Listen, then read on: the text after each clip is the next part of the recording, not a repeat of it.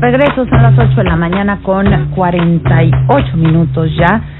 Y yo tengo en la línea telefónica mi querido amigo, coordinador de los senadores perredistas, Luis Miguel Barbosa. ¿Cómo estás, senador? Adela, encantado de hablar contigo al arranque de este día. Igualmente. Ayer te estuve esperando. Oye, ya les gustó dejarme plantados a todos. ¿Cómo viste? ¿Cómo vi el informe? ¿Cómo viste? Bueno, pues lo que veo es que es un acto que cada vez se desnaturaliza más. Ya no es comparecer ante el Congreso de la Unión a que rinda el titular del Ejecutivo un informe sobre el estado que guarda la administración pública. Eso se volvió ya la entrega de un documento, y lo que ha estado después de una reforma a la ley orgánica del Congreso es compareciendo ante invitados que, si bien son la clase política, la clase empresarial, es un círculo de privilegio que se reúne en miles de personas, deben ser unas 2,000 personas, para escuchar el mensaje del presidente de la República. Debiera de cambiar, eso es lo primero que debo decir. Debiera ser un diálogo como entre dijo poderes. Chucho Zambrano. No para que vuelva a regresar el presidente y para que ocurran los actos hasta de grosería que comenzaron a formarse en esta ceremonia, sino un diálogo real entre poderes. Se transformó para mal. Se dejó de ser obligatorio, que nunca lo fue, pero tradicionalmente debía de comparecer a entregar el propio presidente el informe y dar su mensaje. Se deterioró el acto republicano, el diálogo entre poderes, y hay que devolvérselo a la democracia mexicana. Eso es lo primero. Lo segundo, ¿la sociedad mexicana está satisfecha o no con el estado de cosas de la nación? Política social, política económica, política o gobernabilidad, seguridad pública. Y la respuesta que todos podemos dar es que no está satisfecha la sociedad. Entonces, el informe de ayer no podía ser otro, el mensaje de ayer no podía ser otro, sino aquel que rinde el titular del Poder Ejecutivo, responsable de la Administración Pública Federal, para dar palabras reflexivas al principio, digamos, no completas en cuanto a la reflexión, a críticas en muchos temas, o críticas y autocríticas de manera muy disimulada. Es un mensaje insuficiente, dice, de un servidor público, el presidente de la República, distante a la realidad, y así lo opina la gente. Eso es. Yo aquí quisiera reflexionar contigo, ¿qué tan útil sigue siendo para el propio poder o para el propio presidente de la República? ¿Fortalece este acto al titular del Ejecutivo? ¿Lo hace ver bien frente a la opinión de la sociedad, o ya no lo hace ver bien? Inclusive lo debilita. Es una reflexión que hay que hacerse para modificar el formato de lo que está ocurriendo en relación a la entrega que el titular de un poder le hace a otro poder legislativo del Estado que guarda la Administración Pública Federal. Es un debate que habrá que hacerse. Tú dices que es un ejercicio, como es, pues estéril, ¿no? La verdad es como... ya no sirve, ya no ayuda al propio informante, ya no ayuda. ¿Qué hay que hacer? Pues hay que hacer una reforma constitucional y la reforma legal a la ley orgánica del Congreso para que haya una comparecencia con protocolos necesarios para que sea un verdadero diálogo entre el Poder Legislativo y el Poder Ejecutivo. Eso es lo que tiene que ser. Hay que instalar una verdadera discusión y reflexión para llevar y reponer ante la sociedad este acto tan importante que debe ser. La otra es quién rodeaba al presidente. Rodeaban las mismas personas las mismas mujeres, los mismos hombres, con el que arrancó su mandato. Son las mismas, el mismo círculo del poder, como si las diferentes áreas del gobierno estuvieran funcionando bien. Esperábamos un rediseño en la segunda mitad del gobierno, no se ha dado, no se ha visto que haya voluntad para que haya un rediseño del gobierno. Eso hay que verlo. Y lo otro es, pues, que nos diga ya quién es el populista y quién es el demagogo. O sea, sí, yo se lo preguntaré, se lo preguntaré al rato, lo voy a entrevistar y por supuesto que pues... Es un error estratégico que un presidente de la República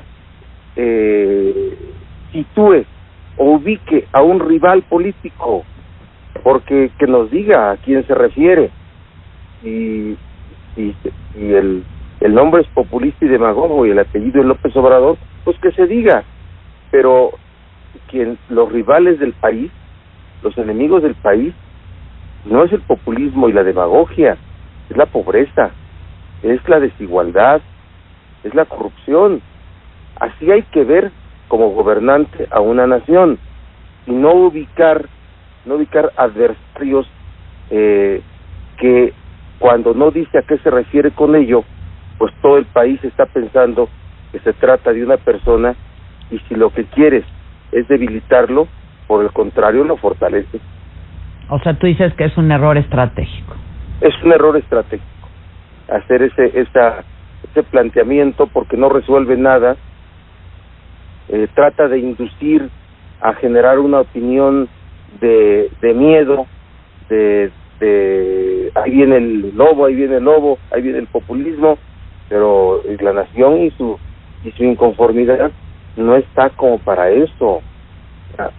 Lo digo con absoluto respeto, hay un deterioro muy grande de la sociedad en su opinión que tiene sobre el gobierno actual. Sí, sin duda. En este caso, pero digo, yo entrevistaba al senador Gamboa hace unos minutos, me decía que sí hay un reconocimiento de eso por parte del presidente.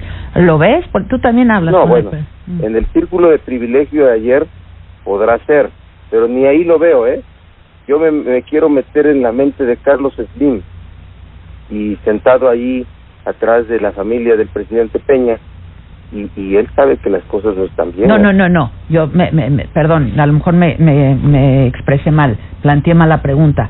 Mi pregunta es, ¿el presidente reconoce que han habido errores en su administración o no? O sea, ¿se da cuenta de...? Dice de manera muy tímida, hay un hartazgo, hay una desesperanza. Porque no hay la corrección en las instituciones que manejan las áreas donde ha habido errores, para que se vea que hay voluntad de cambio. El decálogo es un decálogo de buenas intenciones, propuestas, pero no es un decálogo de buenas intenciones. Son acciones de gobierno que tiene que darse. A ver, cuando habían terminado las reformas estructurales y cuando no había pasado Ayotzinapa, cuando no habían pasado los escándalos de corrupción señalados, cuando se había fugado el Chapo, lo que en el gobierno se decía es que para estos 3 años iba a haber acciones de gobierno, políticas públicas que pusieran en marcha el desarrollo, el crecimiento del país. Esa era la planeación. Yo no celebro que nos vaya mal como nación, por el contrario, yo admito que todos los servidores públicos somos parte del Estado mexicano, pero tenemos que ser parte y corresponsables de las acciones. Y es que de verdad hay una democracia en México en la que los 3 poderes, nos involucramos en esto. Vemos a un ejecutivo concentrando todas las decisiones, todo lo que hizo el Congreso son medallas del ejecutivo. Hizo un reconocimiento al Congreso, ¿no? Son medallas del ejecutivo, es una acción así. Por eso yo te digo, a ver, es un mensaje político, un acto de gobierno del titular del Ejecutivo, lo realizado ayer en Palacio Nacional. No es del Estado, porque no se celebró en un recinto del Estado mexicano donde concurrieran los poderes públicos en funciones. La ley no dice que podrá dar un mensaje al día siguiente del 1 de septiembre. La ley dice que podrá enviar, y lo envía con el secretario de Gobernación. Entonces debemos de revisar el formato, y la característica yo encuentro de este mensaje es que está apartado de la realidad, apartado de la realidad. La sociedad opina que las cosas no están bien. Anoche cuando... O sea, lo ve desde otro lugar, él, es lo que dices, desde lejos, pues. Sí, lo quiero ver desde el lado de la sociedad. No desde el lado de la oposición. El presidente está alejado, dices, el presidente. Sí, está alejado de la sociedad, no fue autocrítico, fue tímidamente autocrítico y reflexivo, dejó de hablar de muchos temas, ¿me explico? Y veo que se está haciendo cada vez más, menos útil un evento político de esta naturaleza, que inclusive debilita al informante, debilita al titular del Ejecutivo, ya no fortalece, se entrega ese mensaje en un círculo de privilegio que, repito, no creo que inclusive todos los que están allí estén conformes, satisfechos de que lo que se dice corresponde a la realidad. Yo veo que hay una distancia inclusive de lo que ahí se escucha con la convicción que se tiene dentro de los que asisten, y la distancia que hay entre lo que se dice y lo que escucha la sociedad en su conjunto. Finalmente te pregunto, Ricardo Anaya no fue al mensaje y él dice que porque no está de acuerdo con la actuación de la administración ni los resultados del gobierno. Lo que también es cierto, y nos decía, y lo comentábamos con el senador Gamboa hace unos minutos, es que pues lo que pasó un día antes en el Pleno, pues es durante la intervención de la legisladora priista, que no les gustó ni a los perredistas ni a los panistas, ¿no? Mira, pues lo que pasó un día antes, una sesión donde se expresaron de manera con acciones, si no naturales, pero sí de las que son práctica parlamentaria en todos los países del mundo, ¿sí? Yo no estoy de acuerdo en la reciprocidad. No nos hace oposición o no hace oposición a un partido político o a una bancada sacar una manta, tomar la tribuna, salirse del recinto. Sin embargo, son prácticas parlamentarias que ocurren en todos los países del mundo, en todos los parlamentos del mundo. Repito, desde mi opinión, no nos hace más oposición. Ser oposición significa planteamientos claros, planteamientos comprensibles por la sociedad. Lo de ayer está en la lógica de las estrategias de los partidos que tienen una ruta rumbo al 2018. Claro. Lo digo con absoluto respeto a la ausencia del presidente y la dirección del PAN y de las bancadas y la del PRD. ¿Sí? Así está. Yo creo que es correcta esa estrategia a partir de que no es un acto del Estado mexicano. Sí, no es un acto del Estado mexicano, es un acto del gobierno. ¿Sí? Muy bien. Gracias, senador, como siempre. Adela, encantado como siempre y gracias a ti. Al contrario, Miguel Barbosa es el coordinador de los senadores perredistas en punto.